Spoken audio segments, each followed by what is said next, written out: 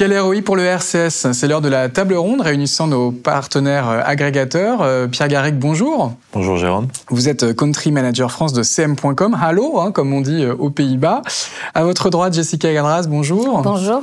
VP Account Services IMEA de Sinch, Hala, comme on dit en Suède. Et à votre droite, François Pierucci, bonjour. Bonjour Jérôme. Directeur commercial de Link Mobility France, Hallo, comme on dit en Norvège. C'est ça, bravo. Alors on est là pour parler du ROI du RCS, mais on va commencer par une première question sur les KPI du RCS. Pierre, qu'est-ce qu'on peut mesurer avec ce canal ? Absolument Jérôme. Il y a différentes typologies de KPI, je dirais classées en 3 grandes familles. La première sur la partie média, qui est quelque chose qu'on voyait moins sur d'autres canaux plus traditionnels, qui vont permettre de mesurer notamment la performance des campagnes. Un second KPI ou une seconde famille de KPI autour de la relation client pour mesurer l'engagement, les retours, etc. Et la dernière sur la partie commerce et du coup avec des KPI plus transactionnels pour mesurer la conversion, notamment au niveau des campagnes, que ce soit sur de l'engagement, de la signature ou de la transaction commerciale pure. Jessica, vos clients, qu'est-ce qu'ils mesurent sur les campagnes RCS ? Alors, je suis assez d'accord avec Pierre. Moi, je dirais qu'il y a le nouvel arrivant, ceux qu'on connaît déjà et ceux qu'on aimerait tous avoir. Donc, le nouvel arrivant, évidemment, je parle du taux de lecture. Donc, on ne pouvait pas le mesurer avant. Ou alors, en tout cas, on avait une vague idée sur le SMS entre 85 et 95%. Chez Sinch, en tout cas, on connaît le taux de lecture sur RCS. Il est de 73% en moyenne. On a ceux qu'on connaît déjà sur les formats, sur les KPIs classiques des formats conversationnels, donc le taux d'ouverture et les taux de redirection vers des landing pages ou les taux de complétion. C'est assez encourageant comme résultat. Il y a un vrai gap par rapport au SMS. On constate qu'on fait x2 en termes de taux d'ouverture et qu'on multiplie aussi par 2 le nombre de redirections vers les landing pages. Et enfin, il y a celui qu'on aimerait tous avoir, qui est certainement le game changer, qui est du coup la conversion directement dans le canal et qui suppose évidemment que le paiement soit disponible dans le canal sur tous nos scénarios. François, également des KPI à suivre en matière relationnelle ? Alors effectivement, on suit les mêmes KPI que Pierre et Jessica. Le taux d'ouverture, je reviens là-dessus, c'est vraiment très très intéressant. À l'inverse du SMS où effectivement on peut pas mesurer, on peut comparer avec d'autres médias comme l'email. 20% en moyenne sur de l'email, 75-80% de taux d'ouverture sur le RCS, un vrai game changer. Chez Link Mobility, on aime bien mesurer aussi la durée. La durée pendant laquelle, en fait, un destinataire de messages et de bots va rester connecté sur l'interface conversationnelle, puisque RCS, ça permet de faire de la conversation.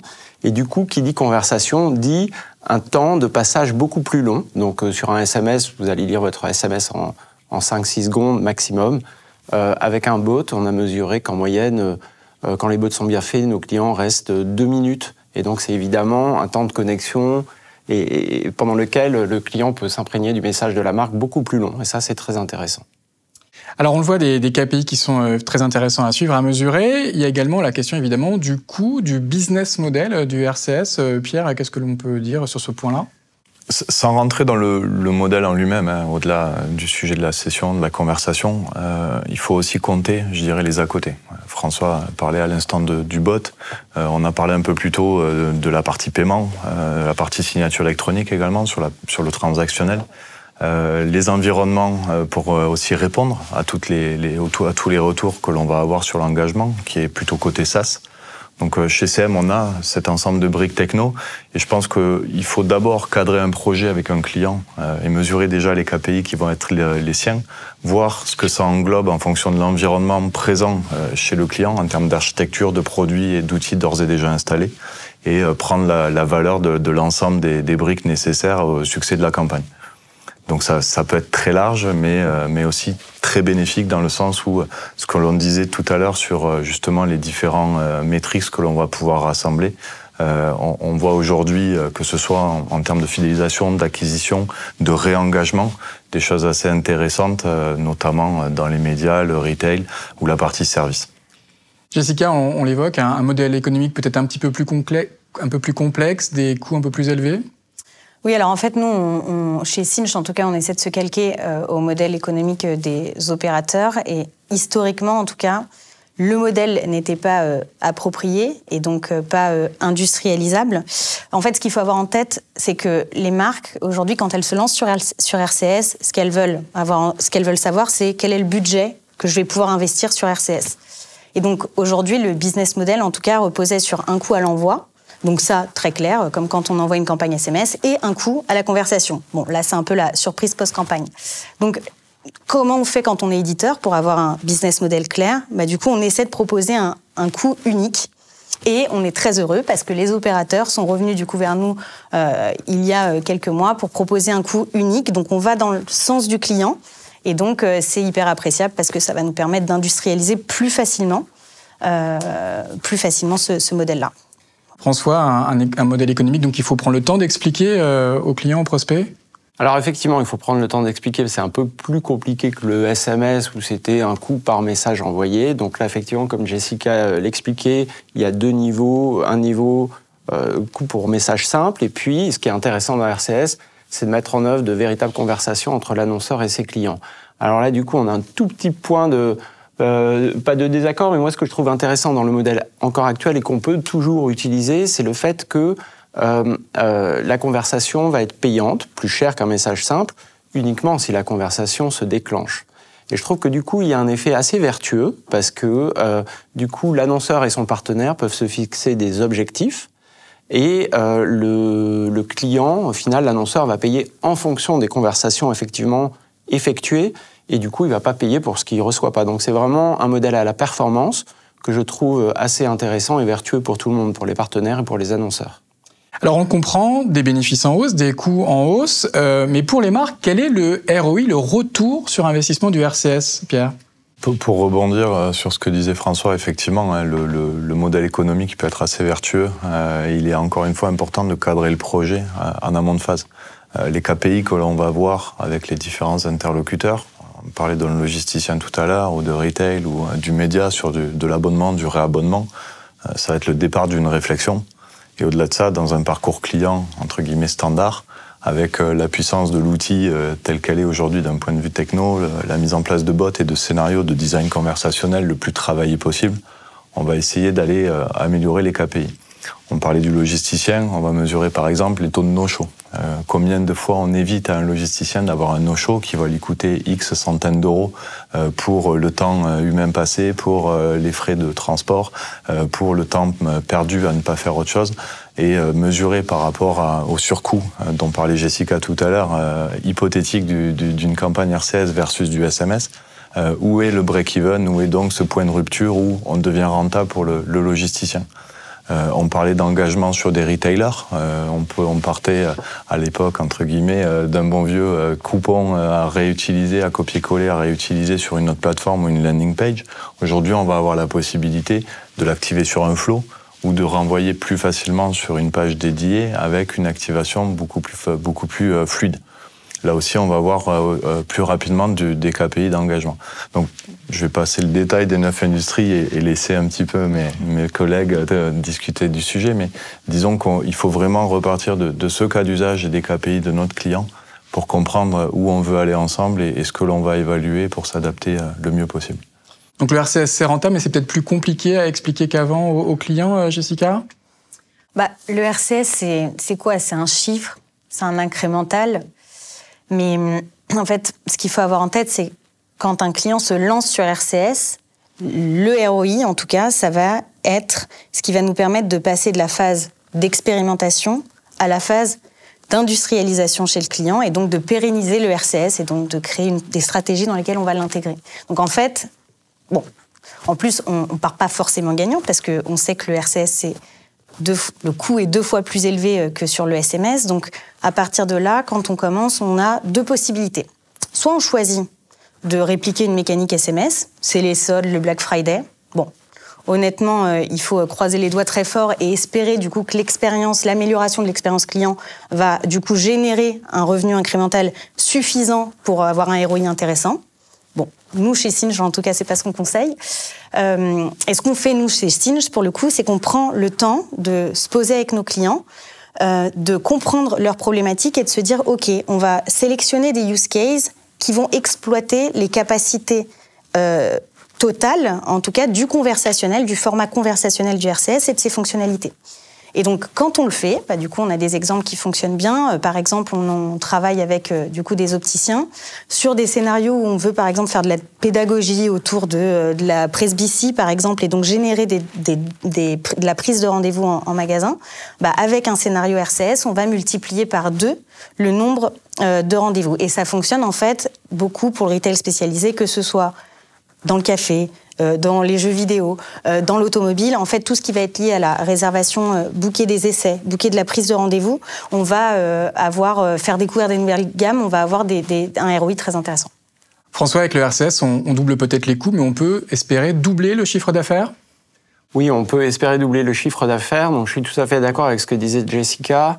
On constate, si on est dans une pure logique de marketing direct, on constate pour la plupart des clients des taux de retour, ou de taux de clic, ou taux de rebond sur un site web de 2 à 4 fois ce qu'on constatait avec le SMS, par exemple. Et du coup, le chiffre d'affaires suit. Donc ça, c'est intéressant, sachant que si on a une campagne qui va coûter 20 000 euros et rapporter 60 000 euros de chiffre d'affaires, bon, je prends un exemple comme ça, on va doubler le coût, mais du coup, on va augmenter beaucoup plus la rentabilité de l'opération. Donc ça, déjà, c'est intéressant. Et également, comme le disait également Pierre, il faut rebondir sur tous ces nouveaux cas d'usage qu'on met en œuvre, et du coup, il faut inventer des nouveaux outils pour mesurer la rentabilité. RCS permet vraiment de créer un univers de marque et une connexion, une intimité beaucoup plus forte entre ce canal et le client de la marque, en fait. Et ça a un avantage énorme pour les marques. On mesure plus de la même façon. C'est pas simplement un chiffre d'affaires direct en magasin, mais ça va être un temps d'exposition. Et on est plus dans l'univers de la publicité. On peut faire du retail média avec RCS. Ça intéresse beaucoup les retailers.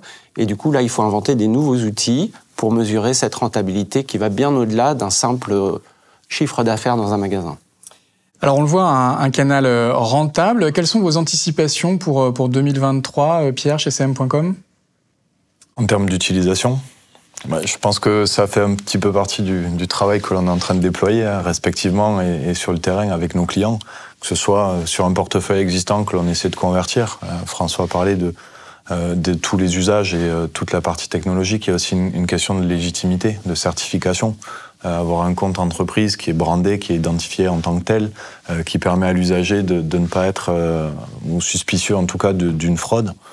Toute cette éducation qu'on va faire avec des gros faiseurs. On parlait d'un logisticien, je pense qu'on va voir de plus en plus de sociétés de services aussi se lancer dessus, qui vont contribuer à avoir de plus en plus de volume, avec des marques identifiées comme telles sur ce canal-là, donc qui vont pousser aussi les plus petites, qui sont plus frileuses ou qui ont des enjeux héroïstes, et là je pense à des retailers, à se lancer. Et d'ici là, c'est ces retailers ou ceux pour lesquels le ROI est beaucoup plus serré, entre guillemets. On va essayer de les accompagner, comme disait Jessica tout à l'heure, sur des tests, la recherche des KPI, la mise en place de scénarios et de choses le plus efficaces possible pour que 2023 soit réellement l'année du lancement et du déploiement at scale du RCS. C'est ça, 2022, c'était encore les expérimentations. 2023, c'est l'heure de l'industrialisation, Jessica ? Oui, alors je dirais que... En tout cas, les opérateurs ont bien fait leur travail. La technologie est déployée. Donc là, je sais qu'on est en train de bien faire notre travail. Et donc, du coup, c'est en train d'être déployé. Enfin, les API, en tout cas, sont déjà disponibles. Mais c'est déployé aussi dans nos plateformes. Et donc, après, je dirais que peut-être que la seule limite, c'est que pour créer, du coup, des scénarios intelligents, et en tout cas, moi, qui me semble intelligent, ça va être de créer des scénarios intégrés et donc de se connecter à des flux produits, d'intégrer RCS dans les outils de gestion de campagne, de se connecter à un ERP, à un CMS pour justement aller jusqu'au paiement potentiellement dans ce canal-là. Et donc là, la seule limite que je vois, c'est plutôt une limite de temps, c'est-à-dire est-ce que les marques sont prêtes à y aller ? On sait que ça prend du temps le temps de l'intégration et aussi, voilà, ça demande un alignement parce que le RCS, c'est quand même au croisement de pas mal de directions aujourd'hui, donc du CRM, du service client, du marketing, de l'expérience client. Et donc, le temps que tout le monde s'aligne et qu'on se dise, OK, on y va, ça peut encore prendre un peu de temps, mais je suis certaine que 2023, ce sera l'année du RCS. Voilà. François, est-ce que vous partagez cette conviction 2023, l'année du décollage du RCS? Oui, alors je partage complètement l'optimisme de mes camarades. Ce sera l'année où RCS, je pense, va décoller parce que toutes les planètes sont alignées. Les offres opérateurs, les partenaires ont fait le travail, comme l'expliquait à l'instant Jessica, de diffuser des API et puis des portails chez nos partenaires également. Donc les planètes sont vraiment alignées. Je pense que l'année 2023, ce sera également l'occasion de regarder aussi un petit peu plus loin et de voir au-delà de ce qu'on fait aujourd'hui avec RCS, si on peut aller chercher d'autres cas d'usage. Je pense notamment au e-commerce. Aujourd'hui, RCS est un canal pour pousser les produits des marques, mais on ne va pas jusqu'à acheter. On peut, techniquement, tout est prêt pour que demain, ce soit un vrai canal de vente pour les annonceurs, comme ça se fait d'ailleurs en Chine avec WeChat, et c'est très généralisé là-bas. Donc ce sera l'occasion aussi de préparer encore l'avenir avec le e-commerce. Et il y a un dernier point peut-être, c'est que c'est vrai que RCS est compatible sur Android. Android, c'est 75% des téléphones en France. Il y a quand même 25% de téléphones à peu près, ce sont des iPhones. Donc ça peut ralentir un peu certains annonceurs qui vont se dire, bah oui, mais moi, mes détenteurs d'iPhone, qu'est-ce que je leur propose ? Donc je pense que ce sera une année aussi 2023 pour préparer la suite pour les détenteurs d'iPhone, soit en espérant qu'Apple intègre RCS, on ne sait jamais, les discussions sont en cours, soit pour que l'ensemble du marché intègre Apple Business Chat pour pouvoir proposer une expérience qui soit vraiment unifiée et identique pour tous les téléphones. Je suis certain que Tim Cook nous écoute et qu'il répondra favorablement à cet appel. Merci. Merci à tous les trois. Merci Pierre, de CM.com, Jessica, de Cinch et François, de Link Mobility. Bonne journée à tous.